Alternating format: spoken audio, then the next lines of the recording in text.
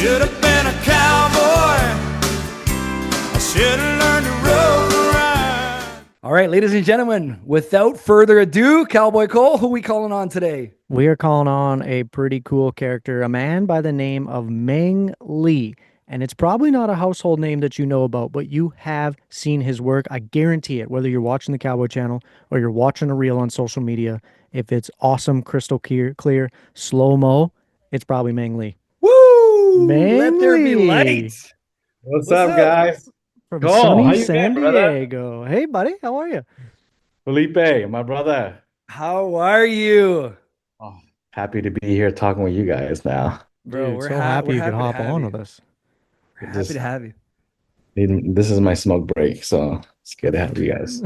Yeah, thank you so much for making time. This guy is the busiest man in the land. Meng Lee, straight out of San Diego right now. Tell us what's going on in San Diego. Yeah, we're doing Outriders rodeo out here. So we were part of it last year, and it was the greatest rodeo I ever experienced. And they invited us back in. We're That's back. huge, eh?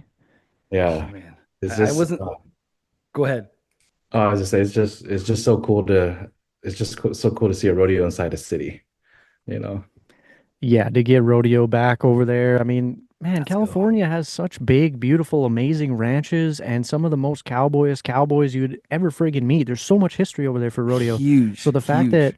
that rodeo last year did so well and you guys packed the stands as big as you did, and now it's back for year two, huge. Back to yeah. Second annual. And let's not forget, folks, that 3 years ago, maybe even 2 years ago, they were trying to make rodeo illegal in the state of California. So that's huge to throw up a rodeo in San Diego.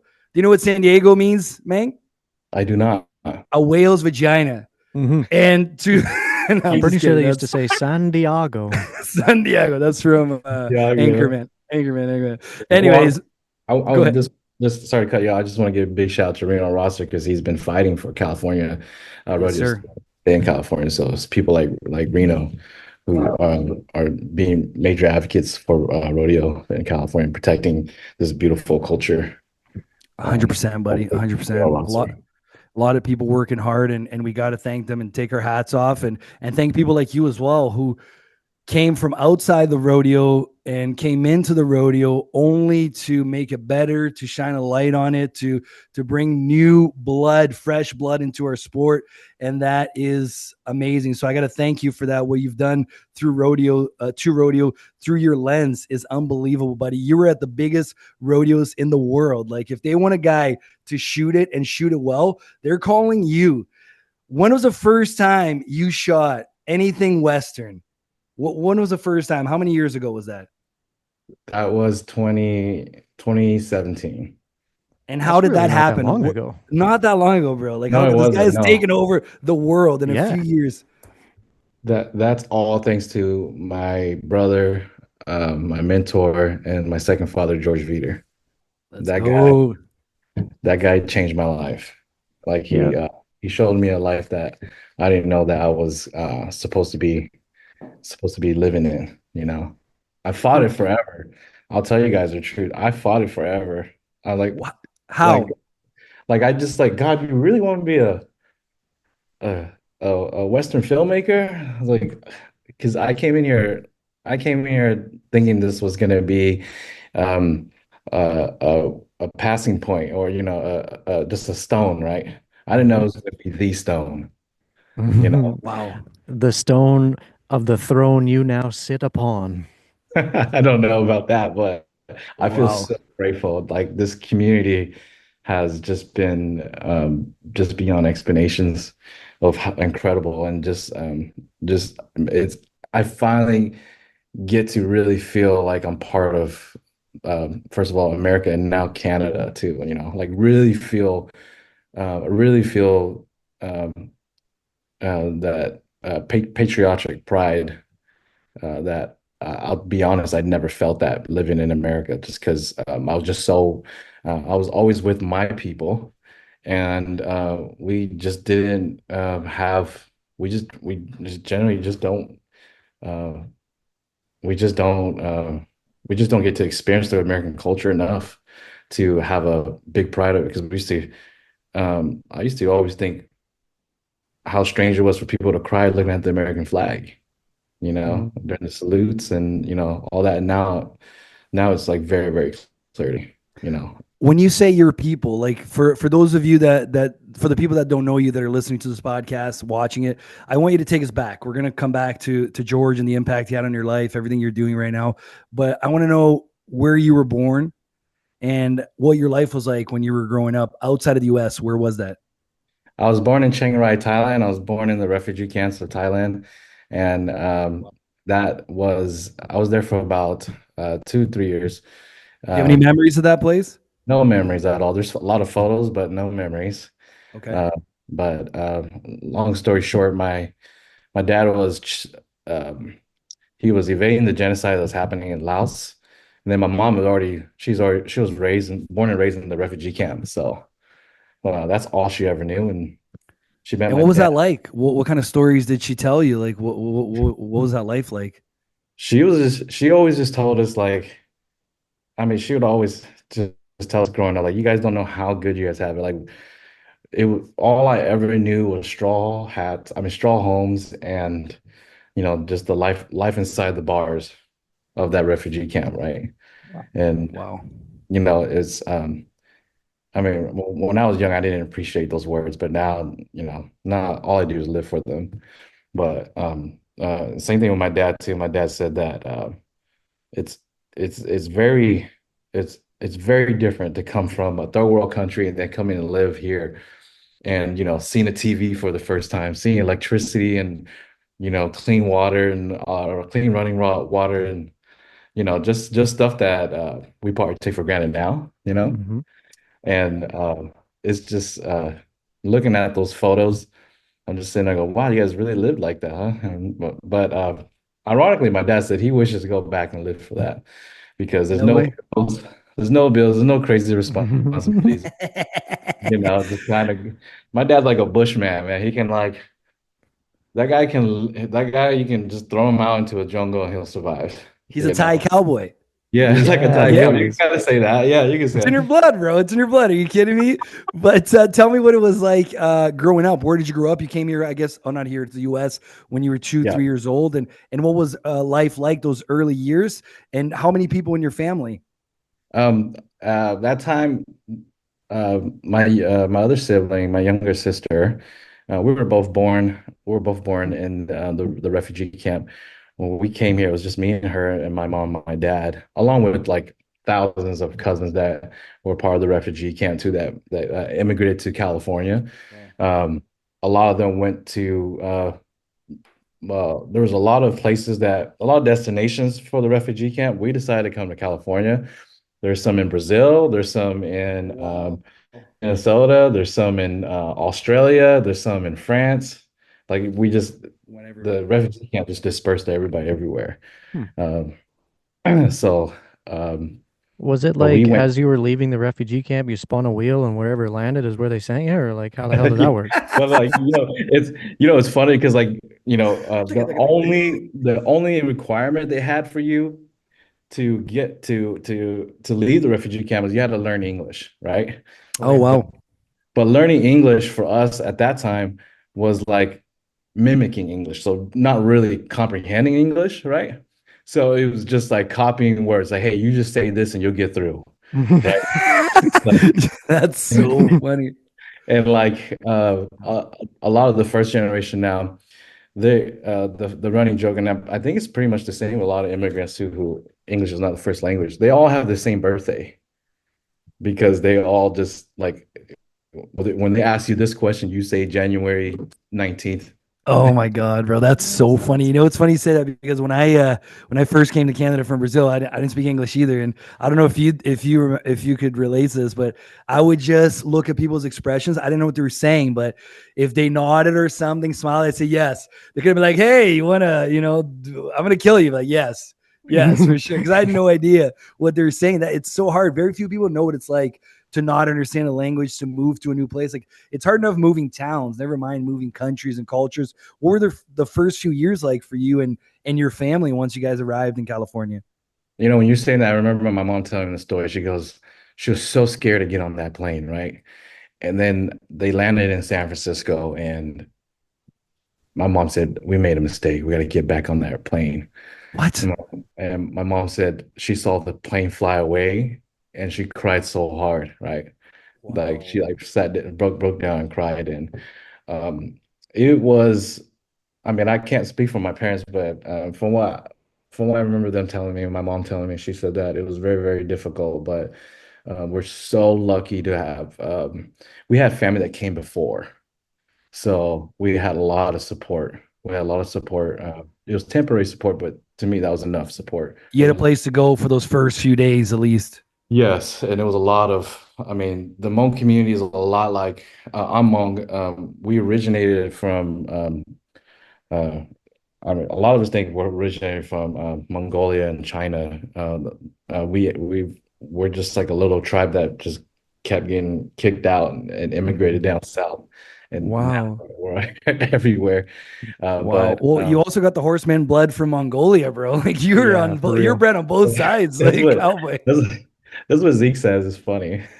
That's like I was like the only thing cowboy that I've ever experienced in my life was watching Old Yeller. And that's Which not even considered cowboy to me, you know. that's Um, that's so funny.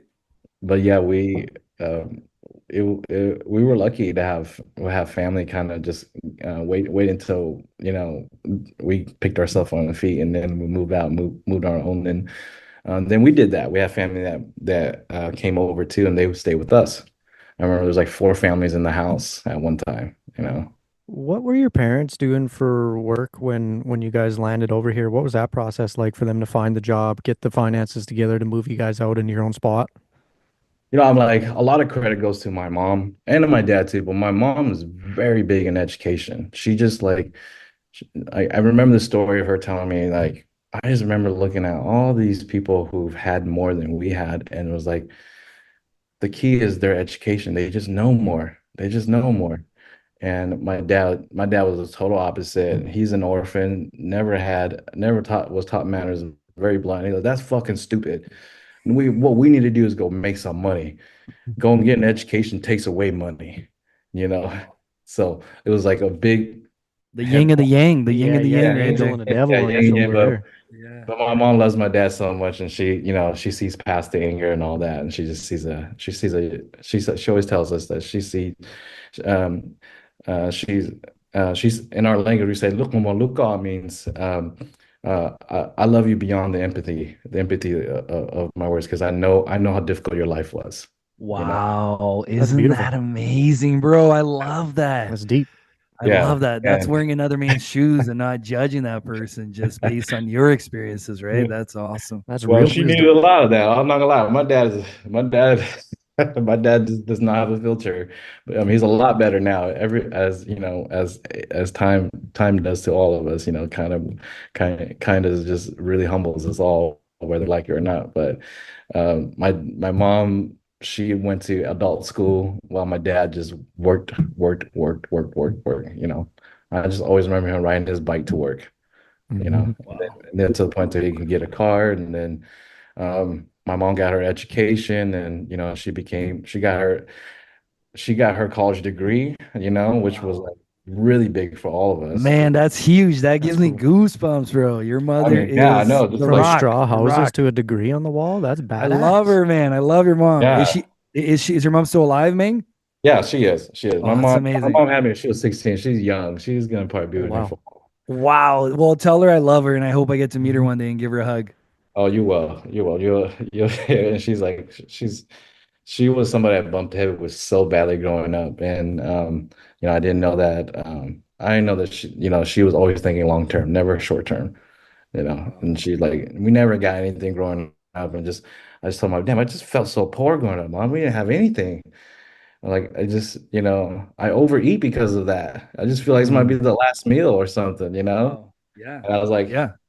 I was like telling my mom, and then like my mom was like, "Man, I just didn't want you guys to. I don't want you guys to become materialistic and go and buy everything that you don't need, all that." I'm like, "What? You had money this whole time, mom? You didn't have money, You but playing me, mom? I was saving because you guys are gonna grow up one day and you're gonna need things. What did she go to school for, Ming?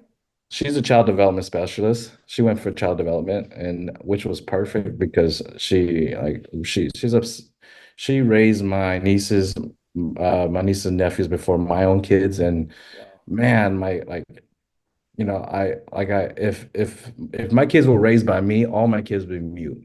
They like yeah, they would be like what my dad told me. My dad said, "Man, when you're that age, the only thing you know how to do was pick your nose, man. Pick your nose and get your boogers. You stare at the walls, and the only time you would talk is when you cried." And like, my wife also got into child development, and the combination of her and my mom, they like made a freaking superhuman out of my son. Like that kid started reading like at like 18 months, and it was just What? I just like I felt like that cheated me from my young little baby. Now he's like he's too smart and he's too witty for me, so I don't talk to him. I don't talk I don't Taking all argue the with fun out him. of it. I He's don't just asking argue for with him. advice, like which stock should I buy? Yeah, he walks into Yeah. the kitchen. Father, have you thought about the quantum realm? Oh, he's like the other day, I mean, a couple of months back, but he was like, Daddy, I learned something today. I said, What'd you learn? It's really easy to go to hell. I go, I go, okay, who taught you that? And he goes, you know, Lefty Holman. big shout out to my brother Lefty too. I love him, man. We love you, Uh, Lefty. he said, uh, he said, actual autos are illegal. So if you have one, you're going to go to hell. And I was sitting there going, oh my goodness. Thinking, I thought you found something on the internet that, you weren't prepared to comprehend yet. Oh, it's I too was telling smart for his own good.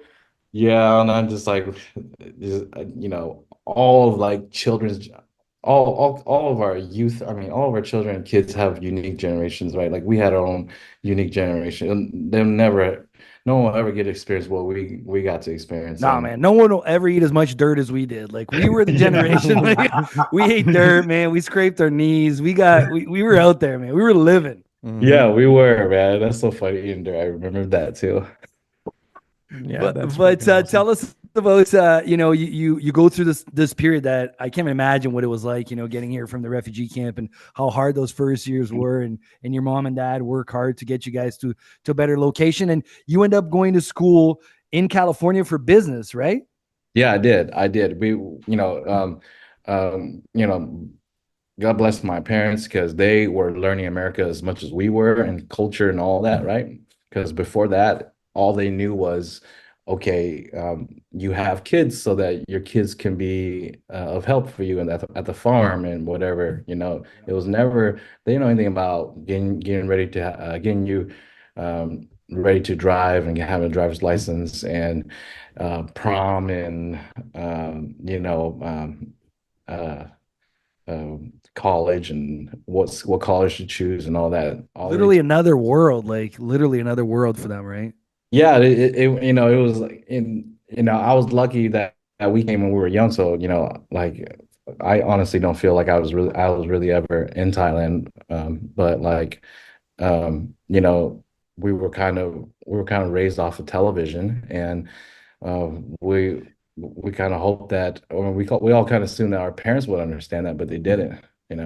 Let me ask you this quickly, just before you continue. Lori, our good friend, Bronc Riding Nation. Shout out, Lori. That's how I met you Shout out, at the Lori. Shout out, awards. Lori. Love her. Another mother that I've gained along the way. She told me that you learned English and taught your family English watching movies, watching television. You just said Man, television. Is that fact? yeah, it's a fact, man. Wow. We basically watched Home Alone 2 until we learned everything. That is a great movie to get your vocabulary, bro. Yeah. Definitely learned how to keep intruders out. Yeah, 100%. Merry Christmas, you filthy animals. That's all. Just, Just running around as a kid saying that to everybody. Oh my god. Filthy animals is a part of the culture, mom. Just say it for God's It's sake. July.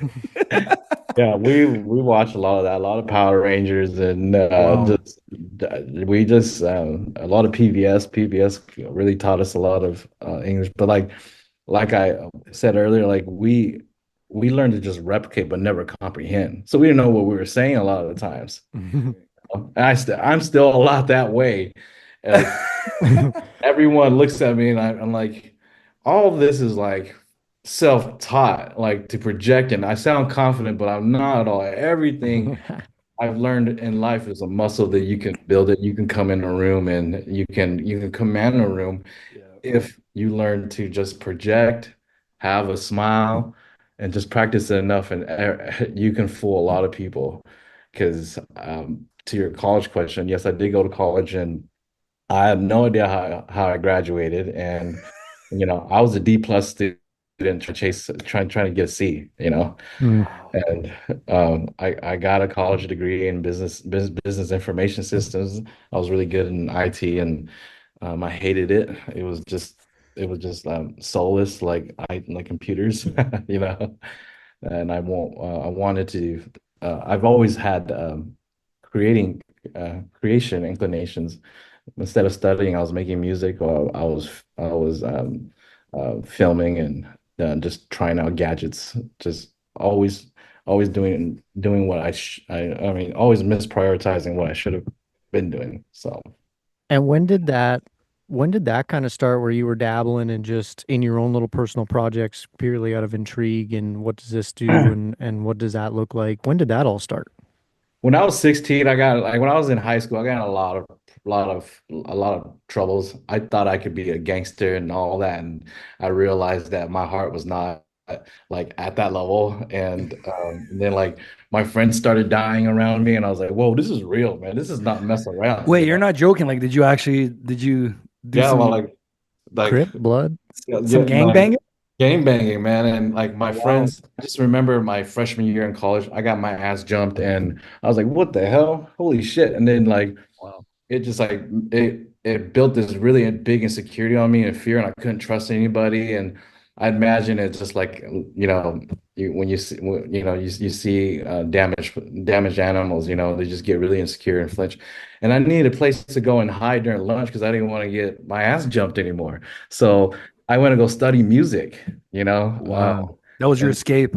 that was my escape. And that like was the first way of the first time I learned that I can really get into building things. And when I first was making music, it was just for ego. I just trying to impress girls, and that didn't go far. It didn't work. Actually It scared didn't him work. away, huh? But yeah. Then there's from there, I got into I mean then computer softwares came in, to help you make music and all that. So that's where I learned how to edit, and I was making mashups and remixes, and then I was eventually producing my own music, and then producing music for others. And then when film became more accessible, I transitioned over. So Wow, it's so funny you say that about the music because today you posted a video, I think it was a story, or I don't know if it yeah, was a reel, talking about a video you were editing for the San Diego Rodeo, and right. you're looping. Who are you looping? Aerosmith? No, it's Rolling Stones. Rolling Stones. And I was like, oh my God, this guy's a genius. Not only does he edit well, that's why he edits so well, is because he understands music. Like I tell there very quickly by what you're doing, looking at your timeline, that I'm like, he's not just grabbing a song and throwing it on there. Like, he's manipulating the song, he's adding to it, he's changing it, he's making it what he wants it. So that's so funny that you're telling that story. That's amazing. That's like, do you think that makes you a better editor and filmmaker because you understand music? You have that background, that base. I didn't think of it before, but because I just always looked at everything from my selfish perspective, and I just thought everyone kind of had the same similar experience. And then being in finally, when I had the chance to meet other filmmakers, and I realized, wow, they don't know how to make their own music, or they don't have that relationship with music, or in this case just sound, right? And yeah, that definitely gives me another tool, and another perspective whenever I'm making music to help support the emotion that you're trying to convey, where Support. other people know the emotion, but I can say, hey, this needs this needs some strings, or this needs some heavy cinematic drums to build this up, or we need some tension here, you know, get some And cellos. And it is I did realize it did make me a little bit did separate me a little bit from others, but not too much that I'm aware of. This guy's too humble. You're too humble, yeah, bro. for real, Relax. dude. Like, Back off. that's what makes you such a good director, is just understanding everything from front to back so damn well. I Like mean, those, it's so funny. Sorry to cut you off, but it's like funny for me because like I wanted to be like I wanted music to work so badly, so angry, and just when I was younger, before I had my spiritual shift to really like live manually, because before I used to live automatically. And what I mean by that is just like whatever my emotion that I felt inside, I would let that emotion guide whatever I would it would let me guide my life, to where now I'm learning to just see that as okay, be conscious, be like, oh, that's my emotional response, but let's put some logic into it too and see what's the best move, right? And when I was younger, it's just very, very frustrating. It just didn't work out. But And when you through say work out, sorry to cut you off. Like, yeah, what did you want to do with music? What were you like? Were you a DJ, or where were you going with it? I did everything, right? I did DJ and I did music production. I used to work in a movie theater, and like I made everybody rappers and singers, right? Let's go. Make a beat for me, bro. I'll go hard he'll on it, go man. So off. I got a lot of songs that never were touched. So if you want, I can give you I can send it all to you Let's guys. Like Oh, let's go. go. Little it's rodeo like E12 rap album. Productions. yeah, But was that like your first dream? Was that your first like X on yeah. the map? I'm gonna live off of Music. music. Yeah, music is. I was just telling one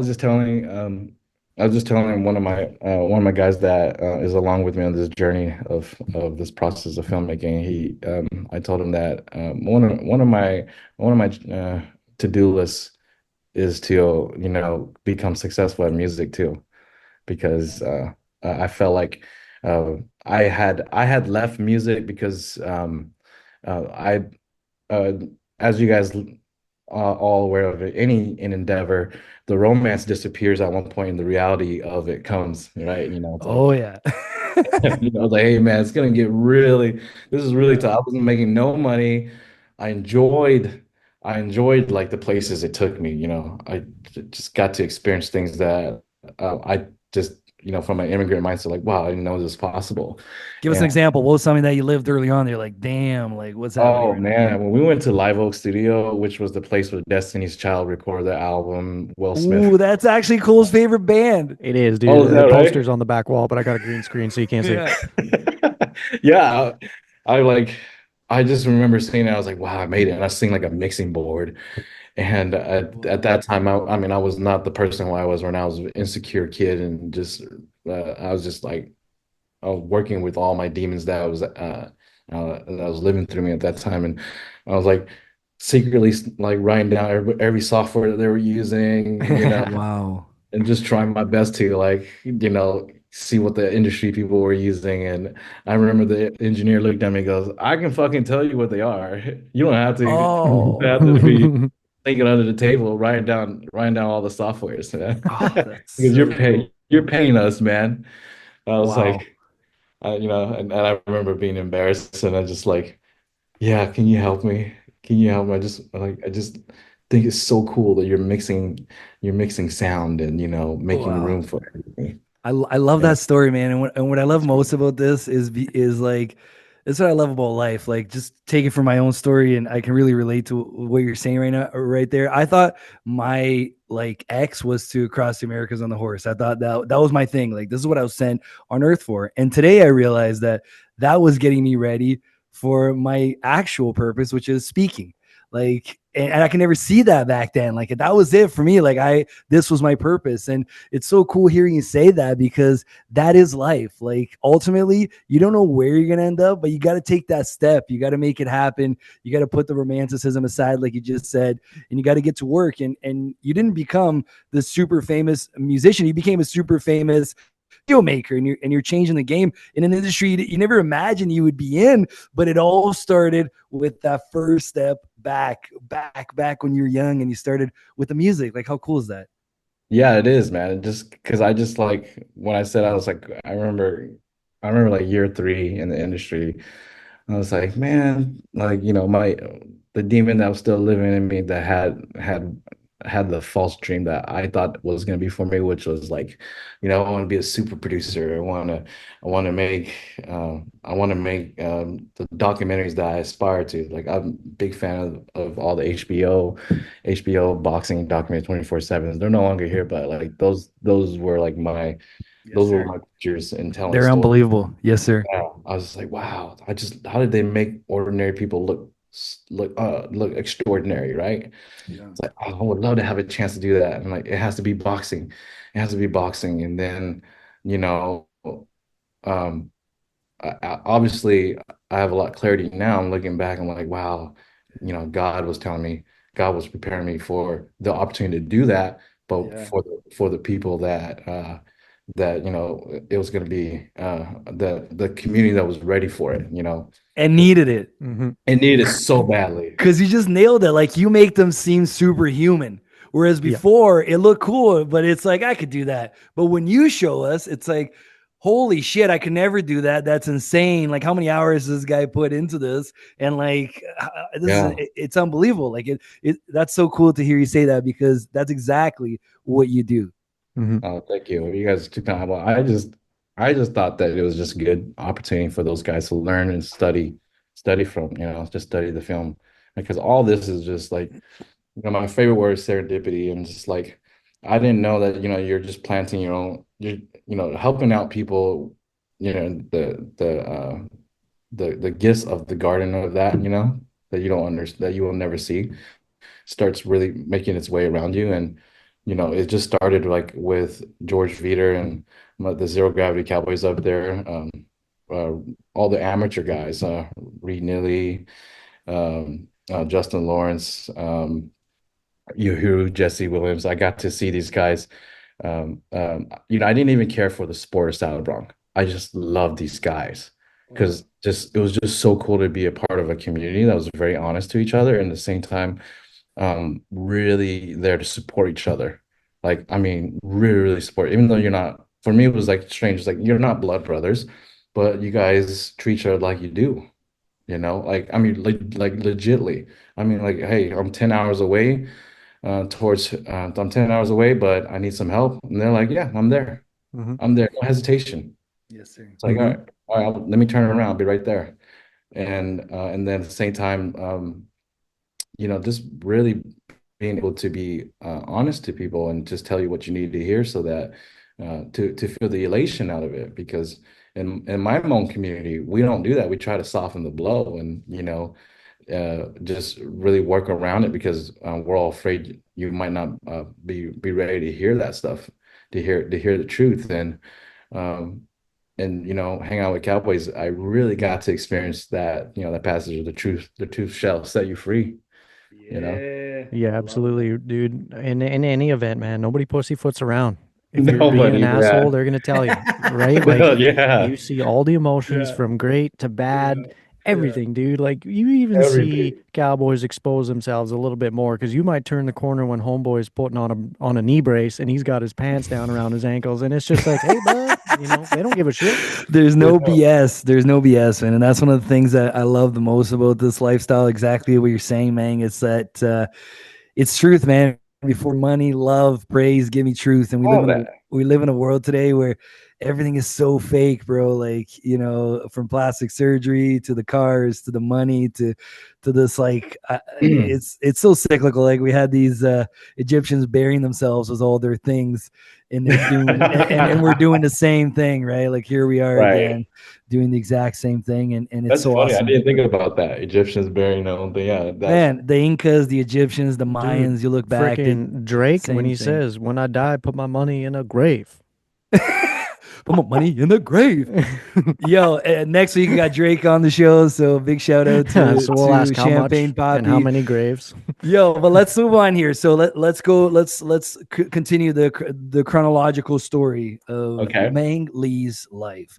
So I read that you made a video using an iPhone 4 for I think it was an NGO, and you raised $250,000 overnight with this video. Is that true?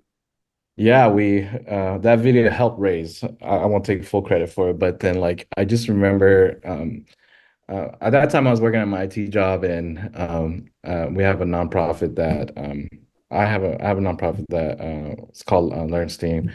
Another nonprofit director came and visited us, and she saw that I was, filming the kids and everything, and she goes, "Hey, I'd like for you to do that with us and help us make a donation video." And I said, "Okay." And I took my phone out and filmed the mayor, the sergeant, all that, and I just like I remember I just wanted the opportunity to do that, and I didn't have anything that I had now, and I remember it took like 2 days to render because I put all these special effects towards it, and I just remember that night everyone watched it, and it was a program about law enforcement mentorship, and it was well received that night.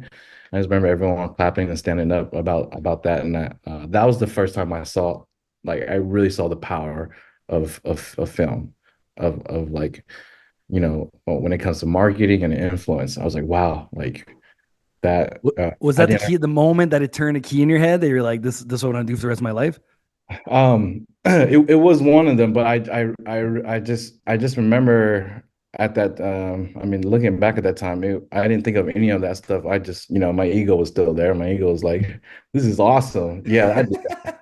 Yeah, I did that. I did that on an iPhone. I did that on an iPhone, man, and I had post-production experience from making music, so I understood about how to build it up and have a crescendo towards the end. And from that moment where you produced this video to George's Ranch, when I first saw you, which was the beginning of it all in the Western industry, what happens? Like how many years are you making other videos? Are you shooting other things before you go and shoot the horses bucking? Like, how do you go from that video to George's Ranch? Well, that video allowed me to get a job to work at that nonprofit, and I just remember um, I just remember it was a great time because I like really learned about the nonprofit side, and because I wanted to have a nonprofit too. I mean, we were having our nonprofit too, but that one was a very well established nonprofit, and we I made it was like the early years of learning to direct, and especially directing young adults. So So they hired you as a video maker. yeah, So that was they your hired me. first time cutting checks filming. Yeah, first time I couldn't check. I just remember my like, I'm leaving like my like $80,000 job for a $30,000 job, and my wife's like, "You're fucking out of your mind." It's like, She sounds like my wife. yeah, I was like, "Are you dumb?" Like my parents and everybody, they were like, "Are you serious?" And I'm just like, I get a chance to film. You know how crazy that is? That's You awesome. know? And I had I mean, that director, her name's Diane Konica. I love her to death because she saw, you know, I think you guys see that too when you see somebody that's special, but you just know it's gonna be sometime that person's gonna be something, Yes, you sir. know. And she like kept feeding, she was feeding me the confidence that I needed at that time. She Wow. was like, you have no idea where you're gonna go. She goes, don't worry about the money. All that's gonna come. All that's gonna come. You just keep helping out people and doing good to others. And trust me, it's gonna come. My life is. She has an amazing story too, and I remember at that time, I was getting ready to jump into the entrepreneurial life because I felt I could help more people out being an entrepreneur, and selfishly, I can have my freedom. I can have more freedom to just do me and not live under a time schedule. And I was like seeking out mentors, and that nonprofit they had a big event with a lot of donors that they asked, and there was 10 donors, I asked all 10 of them to be to see if they would mentor me. Um, some of them, some of them said no, and some of them just did, their mentorship was to mentorship by example only because they're not teachers, you know. So I can't really blame. I remember just going, man, this kind of sucks. And then the last guy, I remember looking, I'm like, all right, here's the last video. There's this guy named George Veter. He owns a finance group and Wow. looks like a freaking Wall Street asshole. Yeah. Got the suit on, bald head, and just jacked, Yeah. Veins popping out of his neck. Yeah, and I'll just sit and go, oh man. And I get there and he's like, hi man, my name's George Vita. It's nice to meet you. And I'm just like, hey George. I remember walking to his room. I was like, wow, like your staff were very, very happy. Like, how long have your staff been with you? I'm like, oh, they've been with me for 10 plus years. I'm like, how? Like, it's not like that. Like they were so welcoming and inviting me. He goes, well, man, you got to learn that if you want people to invest in you, you got to help them evolve with you within the business, or else they'll evolve out of the business. And I go, wow, I love that philosophy. I said, well, I want to know more about you, you know? And I walked in his room and he had all these personal development books, Think and Grow Rich. And I was sitting there going, I just remember my world shaking. I was like, whoa, this is the guy I've been waiting for, you know? Wow. Ah, shoot, it's getting me emotional, but sorry, guys. I was like, dang, I've been waiting for this guy, and George sat down and talked to me and just sharing me his life. And he's like, this is what I did to get here. It wasn't pretty. And I remember seeing his check for the first time. Like, what the hell, you make that much? I was like, the only time we ever seen that was like, the only time we ever seen that is if you're a freaking drug dealer, you know? Yeah. You're making drops, man. And George, that point on, I told George, whatever you do, you need me for anything, I'm there. And he goes, at that time he was trying to be a motivational speaker, and his PR team said, hey, we need, actually need videos. Why don't you come on down the ranch? Had no idea that was going to like be life changing, Went out there and he's like, yeah, this is my ranch. I was like, what the heck, you own a ranch? I was like, whoa. I know you own ranch. I'm looking He's around. definitely a drug dealer. Yeah. I was just like, yeah, that's in my head. I was like, man, this is the perfect place to make drops. He's the Pablo Escobar of the US. You guys got an airstrip in here somewhere? I was like, shoot, man, this road goes up to the mountain. Ain't nobody can go through here. This is perfect to make it all over, just going, just having all my past and my poor educated past come and try to live through me, right? And Wow. I'm sitting there, George gives me a tour of his ranch, and I see this pen and I see his barn and all these horses, and he's like, hey, we're gonna practice. You should come and check that out, and it's like, okay. And I come back and they're practicing, and I'm like, where are all the bulls at? And they're like, no, we don't buck bulls. I was like, what? I'm like, we're gonna buck horses. I don't know what that is. I didn't know what bucking meant at that time. And he's like, just come check it out. And then I go and I didn't know I was gonna meet my lifelong rodeo family. I get there, go up to everybody, introduce myself. I'm in my shorts and t-shirt, complete out of attire, and just like, hey guys, the name's Meng Lee Chow Meng, and they're all laughing, like, hey, we kind of like this guy. And I see them instantly go from like, lovable, and all of a sudden game time, getting on bucking horses, right? Everyone's getting serious, and I'm just filming from outside, and they start bucking. I'm just going, oh my God, what the heck is this? Shoot, like those horses.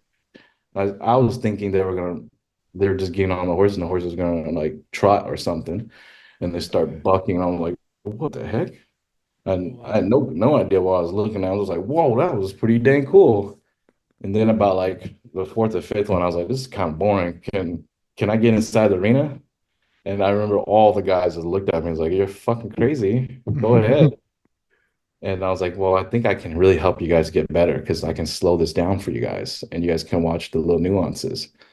And we threw that on, and I didn't know where to how to share to all of them at that time. So I was like, I'll just upload it on YouTube and I'll just send you guys the link. And you guys just watch it. And every week we posted it. And then like I remember one day I got like 3 point something million views, and I was like, what the heck? There's a community about this? I'm looking at the analytics, it was like Brazil, Mexico, Thailand, India. You're welcome, bro. I was Brazil. Oh my God. And big shout out to the Brazilian community. They are to Brasil, me, Brasil, um abraço para todos os brasileiros aí que estão assistindo a gente. they are living, breathe it, man. I mean, We gotta like, get you down there, bro. We gotta get you down there. Like I just the whole time you're talking, I just keep thinking like we gotta get this guy to Barritos. Like Meng Lee's gotta go film I'm so game. Barritos this year. I'm ready. I'm gonna message the president right after we get off this. Be like, yo, this guy's going. I don't care how we make this happen. But so like that. So that's the first contact you had First ever contact. had with rodeo. Had you ever been to a rodeo before? No, I mean, like, as embarrassing as is, Clovis Rodeo is one of the oldest rodeos, and it's right there, right in my backyard. And I just always remember the month of April, and they would have all those promotions and marketing going out, and never got to experience it. But at that time, I didn't care. Again, I didn't care about the saddle bronc. I just like loved the guys. And I was going through my personal development, and I had the perfect person at that time in my life, and still the perfect person in my life, George Veter. Kind of just, he didn't point me the way, and he didn't show me the how to. He just gave me the philosophy so I can find it on my own. I remember in the beginning being frustrated, like, just give me the answer, man. Come on, man, spit it out. But I didn't know George was teaching me to be ready on my own feet. He's basically telling me you got to learn to nod your own head, man. You know, we can't nod your head for you. And I'm just so grateful for those guys, all the Cowboys there, Reed, Jesse Williams, Justin Lawrence, Yahoo. I mean, all those guys just really, they really shaped me in those 4 years. And then like COVID came, and I did not know I was going to meet another person that's going to ta take me to a new ceiling that I didn't know that was in the sport. We met Dawson Hay. And that time Dawson was injured in Oh dear, Georgia. the Yeah. Hay family strikes Big. again. Yeah. It's just like George is like, I'm gonna bring Dawson Hay out so he can train all of us so we can get to the next level to all the guys, right? And I was like, whoa, man. I was like, dang, George, I like the way you think, man. Just if you have the resources, seek out those who where you want to be and who you want to learn from. Just seek out. You just never know. And next thing you Iron know, sharp as iron, baby. Right? You got to yeah, surround yourself. I By, mean, yeah. it was just, I mean, it sounds silly. I mean, it sounds light now, but at that time it was so heavy for me because I was like coming from a damaged outlook of like, be careful who you trust and who you're talking to and all that. It's just weird. And like George was like, here, you go borrow my car, go ahead and drive it, take it out, go do whatever you want with it. I'm like, what, you gonna let him drive your car? So I go, what the heck? Dang, George, you were really nice, man. And I started seeing, I mean, then Dawson came, and we started talking. Little did I know Dawson was gonna like me and Dawson and Lefty Holman. Lefty's part of this story too. I love Lefty. Uh, we were going to, they were gonna bring real bronc ride in front of me. You know, I love the guys. It was real bronc ride at them, but then to see, let me rephrase that. I was gonna get to see some NFR. You're gonna see the best in the world. Yeah. Like you've been Yeah. watching the Those guys big that like to buckers play around, but all of a sudden they were bringing like the Wayne Gretzky's of bronc riding for you to film. Yeah, for me to film, right? And because I remember hearing the guys go, man, when you see real bronc riding, man, it makes your dick hard. And I was like, what? That's how I feel about a heel shot. I understand that gesture, but I'm like, I haven't seen. I mean, there was some stuff that I've seen the way I filmed. I was like, that's pretty cool. Like really, really cool. And then like I just remember George like it was COVID and George like, I can put on a bronc match, man. You know, this industry is so underserved, man, that I can spend $30,000 and the top athletes in the world will come here. And I was like, whoa, okay. And at that time I wanted to produce a special, right? Because I just loved watching all these HBO documentaries and my cup and that was overflowing. I couldn't wait to have the opportunity to do it, you know. And George said, like, let's host a rodeo. And I was like, I'll produce a special, George. I'll produce a special. Let me do that. Let me do that for you. And George like, let's do it then. And you know, he had Dawson and Lefty, and he just called everybody. Next thing you know, I get to meet Wade Sundell. I get to meet Rusty Wright. I get to meet Ben Anderson, Logan. Uh, uh, all the Canadians are there, you know, and I I still didn't know until like they got on the horses, and I just like I remember George had good horses too, but it was cool to see like I remember Rusty Wright got on this horse and just reared out through the gate, and Rusty marked him out, and he must have been up like 6 feet in the air. And I was like, whoa. I was like, I can't wait to slow that down. You know, I can't wait to see that again. You know, I was going, wow. I was like, this is what they're talking about. This is what makes your dick hard. I was gonna say the $1,000,000 question: was your dick hard or not? No, I'm Asian, man. When Veter tells me to wear my boner pants, I wear my boner pants. But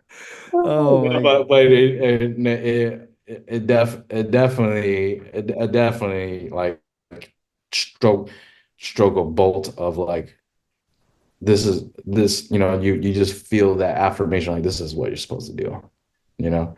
And I remember we were done and I was so like insecure and so nervous that I was hoping these guys would like the work, you know, like the work was done, and everyone talked up Wade Sundell and Wade won it, and Wade's a tough cat too, you know. Yeah, yes sir. He's not kissing nobody's ass, and um, he saw the video, and you know, he was like, "That was the most badass shit I've ever seen." And I remember seeing him again in Texas, and he's like, "I want you to meet my dad." I was like, "What the hell? You want me to meet your dad? Holy mo!" Like, wait, that's when you know someone respects you, bro. It's like, hey, I want you to meet my dad. It's like, oh yeah, damn, like he yeah. respects you. I was sitting there going, "Whoa!" And you know, just like blown away by the community. And then, you know, that was an unsanctioned event. And then the next one when we sanctioned it, and you know, I think this is the one that changed my life. I mean, that one changed my, but this one, this one put my name on. I think it put my name on the door when I got Stetson right on Cole Toddy. That was like I've never seen somebody spur so hard and go over the main. And they're like that that's Stetson right, man. I'm like, whoa. I was like, whoa. I was like, holy shit. When you guys weren't kidding, this is the real deal. This guy's now, was your dick hard then? Because it sounds like it was. The way you described that might be hard right the now. lick of the spur, it might be hard right now. You're right. Show us. Prove it. It's not Stand hard, up. man. it's too small to see. It's like my wife says, you guys ain't gonna see anything. Oh shit! This is where we get canceled. Meng Lee showing us his dick on fucking camera. Meng Lee's OnlyFans is the most. This is what we're gonna cut. This is what we're gonna cut. Hey, this is what we're releasing. The first video is gonna be this right here. You're gonna accept the collab, or we're gonna kill you, Meng. We know. I don't know. I'm learning. This is my next stage in personal development is self-deprecation. So please put whatever you can. Okay, and if you're the folks at home that are listening to this podcast right now, go to YouTube. Should have been a cowboy. You will see Meng Lee's dick because his dick is out right now. Right now, actually, yeah, right real now. Time. Okay, so let's go back to the chronology of it all. What year was this that the bronc riding match that was sanctioned? 2020, 2021. Wow, 2021. Yeah. And that's when like the industry found out who you were and started calling you and saying, "Hey, I want you to come to my rodeo. I want you to come to the NFR." Yeah, I remember Patrick Gosh, Reno Rosser got me. Rest in peace. Rest in peace. Yeah, big recipes to Patrick Gotch. He called me the first time, and I said, he said, "You want a job at Cowboy Channel?" I said, "Nope, I want to work for George Veter." Ooh. You know, and I remember a big shout out to Joe Willoughby. The person I really learned bronc riding from was the pickup man. His name was Joe Willoughby. Hmm. Joe Wow. Willoughby, man. And he is like, "Are you fucking retarded? You just fucking had your fucking chance. You had your fucking."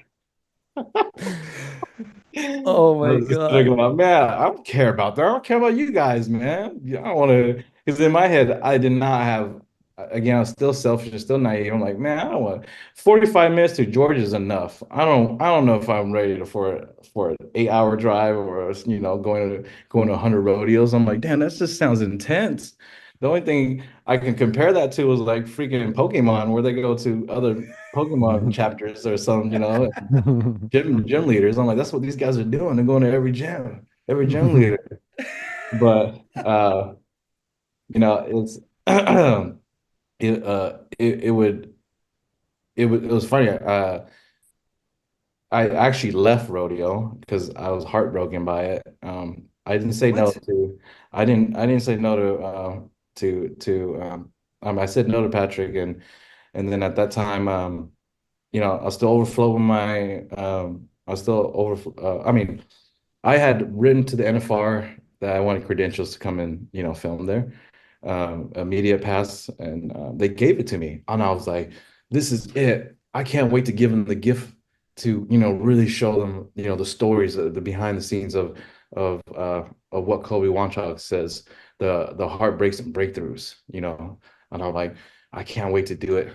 And I get there, and it is the worst experience I've ever experienced. Like Yeah, red that sounds about right. That sounds about right.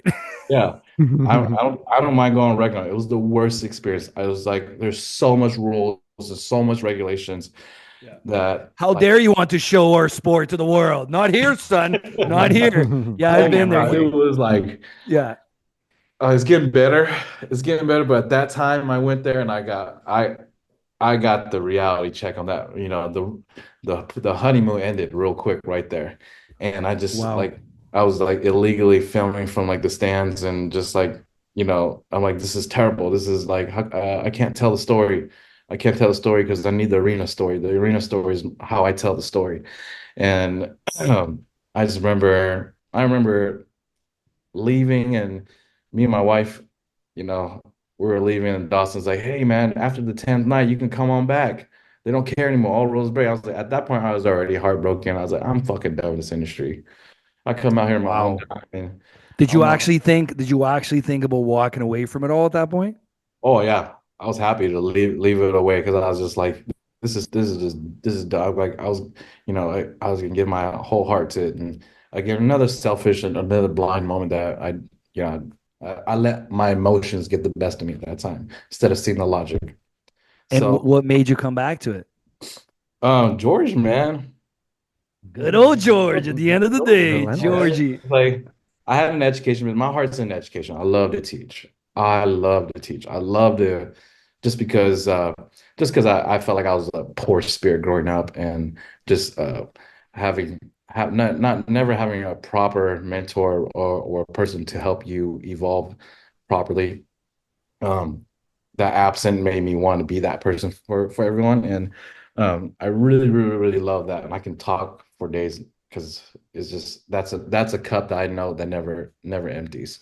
And uh I went to go help out my education business and the nonprofit side, and I said to George, I'm sorry, I'm gone, man. And George is like, okay, I understand. You're a man who wants to evolve, man. You're gonna go and find the next thing for you. And then George's like, you know what, man, we can't find anybody that does what you do. I was like, man, if you ask me, I can't say no, man. I was like, all right, we'll do the match. And Wow. we do the match, and it catches Patrick Gotch's eyes again.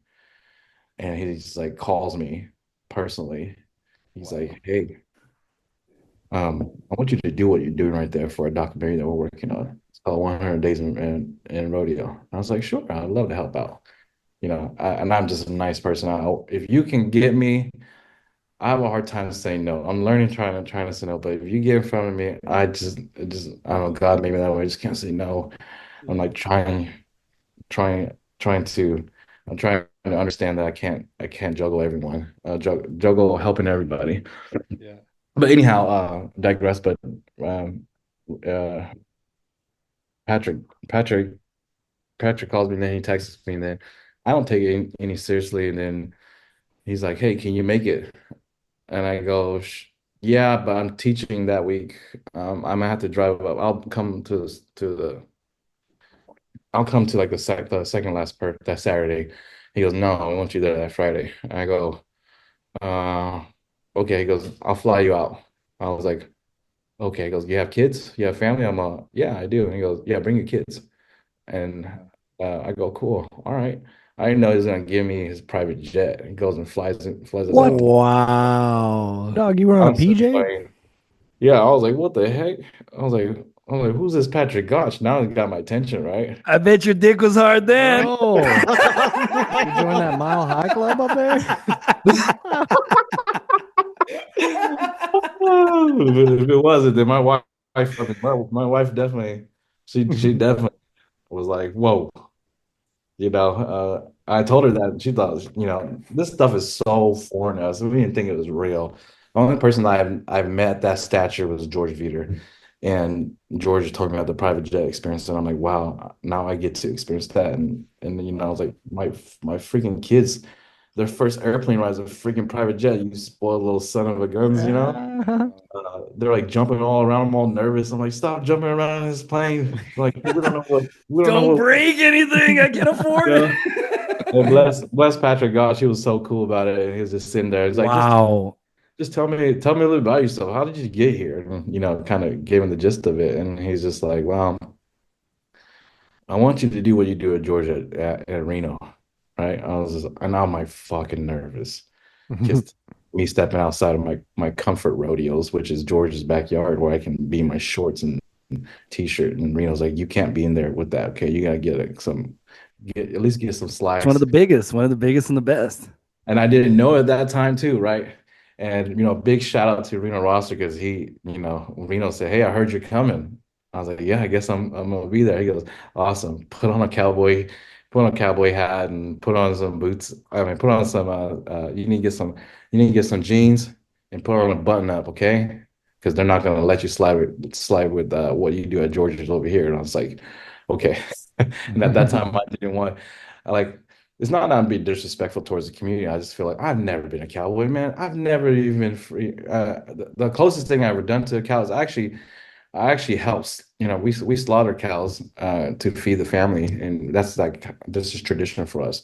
But to like do any yard handwork, like real work, I've never done that. I'm like, I will never disrespect the community by wearing a cowboy hat and try and dress like you guys. Like there's no, I'm not of your guys' stature. I can't build anything. Like if you guys tell me,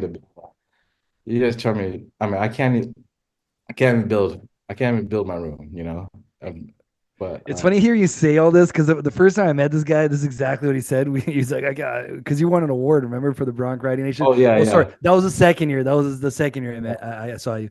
I'd already met you, and he does a speech about how he's like, I didn't feel right wearing the cowboy hat because I'm not a cowboy. And it's like, bro, you are the most cowboy person I've ever met. Based on your story and what you've just told me, like, if you're not a cowboy, I don't know who is. So it's crazy to hear you say that. You're so humble, like. Well, I'm being honest. Like, shit, dude, I'm afraid you tell me to go do some ranch work, then you'll expose me. This Meng is just a fucking lazy ass dude, just sitting in the back with a fucking camera. That's all he's good for. And lately, when George practices, I've found the joy of sorting bucking horses. I'm like, oh, this is pretty fun, sorting horses. And Do you think you'll ever get on a horse? man, A bucking horse? I really do want to get on one just to experience it, but Let's not like an go. easy I'll one. film it. I want one that really bucks. I Oh, want one you that, Okay, you might not want to say that. You might not want that I one might that not, really. I might want to take that back. Well, George has one. He has this horse named Boots that is very, I don't know, just it's just He's like the he's like the he's like the pin the no he's like Like the teacher, the babysitter. The no, go-to he's like the leader of the jail, right? rules the like roost around there. yeah, it's like I want that guy. I want that like this like that's like my JB Mooney side. I want the hardest one. Oh, You're okay, a okay, madman. And okay. everyone's just like, Did you man, hear the story about how JB Mooney broke his neck? no, I didn't. Okay, well, yeah, maybe you should hear that story. Of you. No, you want because you're gonna feel it, man. You want one that's easy to ride and that you can really get the experience from. Those like the ones Those you're right talking about, that's no fun, bro. It's gonna last 0.01 second and you're gonna get hurt real bad. I feel like I'll really know bronc riding if I can taste it. I mean, the closest thing I got to was actually the bucking machine, and I was like, "Whoa, this is extremely exhausting." Yeah, it's For insane how much the inside of your legs hurt, right? Like Yeah. Jesus oh Christ. man, my thighs were bruised up the next morning. I was like, I "What the know. heck?" I'm like, what kind of thighs do these guys have? Because like I was on that machine as well. I've ridden broncs, like not man eaters like the one you wanna ride. But yeah, man, after it's like Jesus Christ, the inside of my thighs are freaking dead. I got how do you ride 10 broncs at the NFR? Like I'm tapping out on day two. Like I can't walk. 1000%. It just gave me so much more respect for those guys because I was like, man, you guys aren't real athletes. Real athletes do this for like 3 hours, man. They got 4 quarters. Yeah. I'm like, you guys need to get on like 4 times in a day to be considered and that's just me being ignorant to the truth. And I remember I got on that machine. I was like, oh my gosh, like Yeah. no wonder you guys exert so much sweat and everything all in that one. That one was it's like a marathon and a sprint. You know, Yeah, absolutely. A literal fight for your life every time you nod your head, and that 8 seconds feels not like 8 seconds. no, not at And all. you know what's crazy to me? Like, it's hard to really capture how hard it is because those guys are so good. It's just like surfing, right? You get those Yeah, guys going to Jaws, and you're like, "Oh my god, I could do that!" Like, what? That looks so easy. And bronc riding is the same way. We watch Zeke ride a bronc, and you're like, "That's not hard." But at the CFR this year, you guys mic'd him up front of the one of the perfs, and then you posted it. And when you hear his grunts, bro, like that's when you start to understand. You're like, Jesus freaking Christ. Like this guy's getting punched every freaking second. Like it's unbelievable. I know that was so insightful for me. For me, it was just right before it nods. You can hear him just really breathing hard. It's just, Yeah. I'm just like, I'm like, whoa. I'm like, because usually you don't hear any of that, and like, Yeah. I'm always thinking, damn, Zeke, you just fearless, but you can see him dancing with his fear as he gets ready to nod. Yeah. Yeah. And then the Yeah. like those sounds, man, really impacted me. Yeah. Like Yeah, it's I like, had never heard that. And to see it in super slow motion, like you're shooting it and you're right there, like all of that together was insane. Boys, this is gonna be like a Joe Rogan podcast because For we real, were right? in over an hour here. I know, man, oh you got dang, so much. sorry, man. You got work to do. Like this was unbelievable, bro. I just want to wrap it up real quick here. At the end, Cowboy Cole's gonna ask you a question. We ask all our guests, but just to finish the chronology of it in a very short manner, if you could. So you go to Reno. That's your first rodeo. Patrick flies you out there on the private jet, and then that's when it all starts. That's when you start shooting all the big rodeos, and we know Yeah, the Meng Lee we know today. yeah, that like changed that to me gave me my stamina to the industry. That led to Patrick Goss goes, I want you to do that at the NFR. And I go, oh my God, I would love that. And I shared him, I have a documentary idea. Let me do the doc idea. And he goes, let's do it. And then he told me, well, I don't know what you're gonna do. So why don't you go do it at the CFR? And I was like, what's CFR? I know what the CFR was at that time. It was a Canadian and that's like, I didn't know that was going to change my life. The CFR to me changed my life. How so? Go ahead. How so? How did the CR change your life? I went there and it like really solidified in me that I was supposed to be in this industry, and That was like, did you feel like that was the first time where like people started taking you seriously? Like, man, this guy's the real deal and he's meant to be here. yeah, I mean, big shout out to Danny Phipps. My gosh. I mean, I know Patrick was a muscle and they're like, oh man, they're gonna throw this guy in the arena. is he even good? And Danny's all, oh yeah, I've seen his videos. Let me just ask the bronc riders if it's okay with them. And they asked all the bronc riders. They're like, what, Meng's coming? My boy Mang's coming. I love how like you talk about the brotherhood, and if you follow Make Line Productions on Instagram, Mang, they love this guy. Like I saw you. I wasn't at the NFR this year. I was in Brazil, but I saw videos of you like after the NFR ended in the change room with those guys. I think Zeke was filming you. Like I don't know what was happening, but that it just they love you, bro. They love you because I love them, man. I love those guys.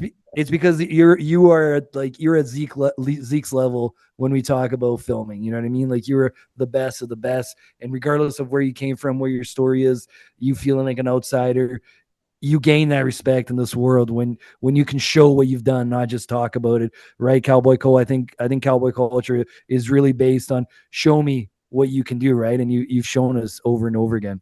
Anybody who shows up and just does a ton of talking, that does not fly in our world, bro. You've got to swing a leg over and show us that you're no bullshit. And you've done exactly that, dude. It's pretty damn cool how much you've come into the world and are loved, dude. We freaking love you.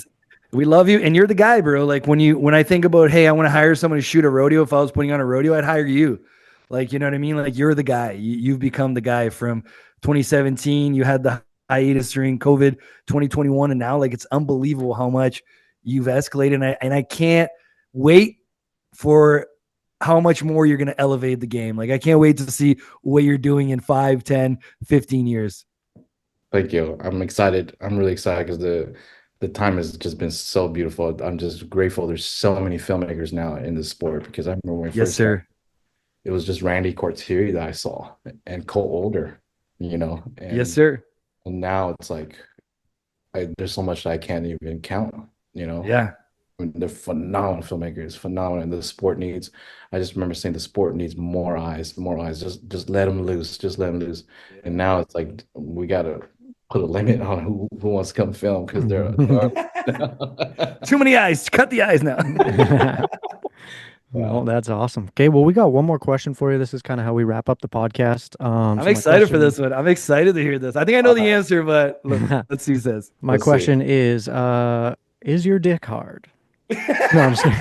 No, it's small right now. It's like wrinkled out. It looks like an elephant. All right. The real question that I want to ask you is, obviously the podcast should have been a cowboy. So we like to ask our guests who aren't a cowboy by origin. So, Meng Lee, what kind of cowboy would you be if you were a cowboy? I probably would have been a steer wrestler. Oh, really? You kidding me, bro? I would put my money. I would have put my money on bronc riding. I think the obvious answer would have been saddle bronc, but yeah, I think I would have been a steer wrestler. What about steer wrestling gets you? There we go, dude. What is it? I think it just feeds my ego, just like being able to bring down a big beast. Yeah. Because like we shouted Dakota Eldridge. That's the guy. I'm like, man, cowboy. Holy shit. Yes, sir. Yes, sir. Yeah, for real, right? It's tough as it gets right there. Shout out to all the steer wrestlers out there. You guys are insane. Definitely don't want to fight you at the bar, that's for sure. Yeah, man. They're just oh man, that far they were like, I think they were Dawson and then we're messing around with this steer wrestlers and like we'll fold they look like the steer wrestlers' children if you put them next to each other. They look like what a bulldogger would order for an appetizer. Yeah. Little Dawson, hey dude, come on, that's like a bacon wrapped shrimp for a bulldogger. Oh my god, I take bigger shits than you. All right, Meng Lee, you are a genius, man. You have one of the biggest hearts out of anybody I know. Bro, I love you, Felipe. I love you, man. I love you. I appreciate the love when you first came to me, man. I appreciate that so much. No, man, it's just you're so real, bro. You have so much light in you. You have so much to give. You have so much love in you. And outside of everything you do as a professional, that's what I value the most, the human being you are. And I feel blessed to have you in my life. We don't see each other a lot, unfortunately. We're always traveling. But when we do, man, it's always just love. Like, that's all it is. That's what I love about this life that we have right now, being with all you guys. It's like Yes, sir. Families everywhere, man. Yes, Dang sir. right, We'll get Steve. That's after how it we like tomorrow in it. San Diego, bro. Don't get too wet down there. All right. We love you, buddy. All right, guys. Love you guys, man. We'll see See you you, guys. Love Bang. you, buddy. Wow, bro. That was, I don't want to like knock our past guests, but one of Dude. my favorites so far. Man, what an incredible story, bro. From the freaking refugee camps to the biggest rodeos in North America, bro. That's insane. Bro, you know what's crazy that you just said that? That's amazing because that's the headline I was thinking of the whole time. Like, if we were writing a story for like a newspaper right now, that's exactly what it would say. From refugee camps to gang banging to the biggest rodeos in the world. Like, this guy is like, what a story, man. What a story. And what a lesson in just getting it done. Stop complaining. Go after it. Just take that first step, no matter where you come from, no matter how poor you are or whatever. Man, whatever you don't have, just if you want it bad enough, if you're willing to put in the work, if you have the passion, if you have a heart like this guy, nothing is impossible, man. He became the best filmmaker in rodeo today. In rodeo. Like, hands down, right? Like, I'm not saying say anything wrong here, right? I don't want to hurt anybody's feelings, but he's the best. Yeah, I agree 1000%. And for him to show up to an arena and I thought it was really funny too when he was talking about like, basically not actually legitimately learning English, just memorizing phrases and how people would say things and blah blah blah. So then you show up to an event where they're like, "Yeah, we're gonna buck some horses," and you're like, genuinely have no He didn't fucking know what clue what that means. was. And then they run in these man killers, and he's just like, "Whoa!" And then he goes, "Hey, can I get in there?" Like, what? What do you mean? No one had done that before, bro. Like, I don't know if you had seen anything like that, but I remember it as clear as day, man. It must have been like just after he started, like 2017, 2018, 2019, when these videos started coming up for me on Instagram. And that's where I met George. I didn't know who George was. I met him, everything he was doing, and just seeing this and being like, what is this? Like, I have never in my life seen a horse buck like this in super slow motion, so close, like just unbelievable, man. Just wow. I don't know what to say, bro. That was one of my favorite episodes so far. If you got this far with us, I hope you enjoyed it. Thank you for listening. And I hope you took away a lot of lessons in that because that guy is extraordinary. Yep, he's started from the bottom. Now he here, so it might take two. Look at you with the Drake today. I'm hard on Drake right now. I have no idea why. Yeah, apparently this guy just got Drake on loop here. Fuck, bro. What's going on right now? Like, riding Drake's dick. How funny was that dick shit? That was hilarious. Oh my I god, died, dude, that's so funny because that is such a saying. Like, I feel like I've been hearing that as a kid. Like, man, that shit'll get your dick hard, Yeah. Like, and then he That's shows up into the Cowboy. Western community, and that's one of the first things he hears, and he's like, "What?" And the story of Patrick flying him out on a private jet to Reno, that's why we started this podcast, folks. You Google it right out there right now. I talked to Cole about it before we came on. There is so little information on Meng Lee. Why are more people doing stories on this guy and sharing his unbelievable journey? But outside of that, it's like we want to tell those stories that people have never heard, like Meng Lee getting on Patrick's private jet to go to Reno Rodeo and it changing his life. That story to me should have been a cowboy.com. That's the story. I agree, brother. That's what this show is all about, and we can't thank you guys enough for tuning in and listening. And we got another great guest next week, so don't go too far, all right, folks? We'll see you next week. Thanks, guys.